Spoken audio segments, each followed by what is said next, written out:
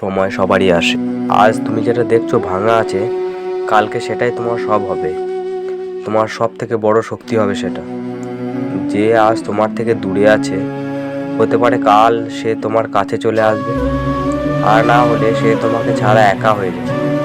এটা হয়তো জীবনেরই কথা। এখানে কোনো কিছুই স্থায়ী নয়, না সুখ না দুঃখ, না কোনো লোক, না তোমার পরিস্থিতি। সুখ দুঃখ এগুলি জীবনের একটি অংশ মাত্র। তাহলে কেন আমরা এত ভয় পাই? ভাবো, যখন একটা বাচ্চা ছেলে পড়ে যায় তখন তার মা তাকে বকে না, তখন বলে পড়ে গেছো, কোনো ব্যাপার না, আবার উঠে দাও, আবার হাঁটতে শুরু করো। সেই রকম ভাবেই শ্রীকৃষ্ণ বলে পড়ে গেছো, কোনো ব্যাপার না, আবার উঠে দাও। এই সময়টা চলা, কেউ তোমাকে নিচে দেখাচ্ছে, কেউ তোমার পরিশ্রমকে নিয়ে খুব মজা করছে, কোনো ব্যাপার না।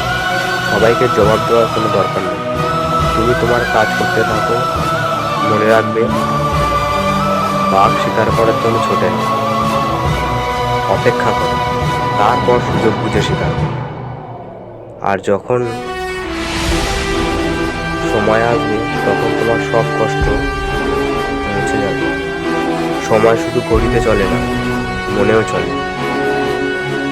যখন এটা সঠিক হবে তখন তোমার সব কিছু বদলে যাবে। এখন তুমি ক্লান্ত, কোনো ব্যাপার না, কিন্তু তুমি এটা ভেবো না যে তুমি আর কোনো কিছু করতে পারবে না। যে আজকে তোমাকে চেনে না, কালকে দেখবে তার মুখ থেকে তোমার নাম শুনতে পাবে, প্রশংসা শোনা যাবে তার মুখ থেকে। যে তোমাকে আর যে তোমাকে ছেড়ে গেছে, কালকে সে আফসোস করবে।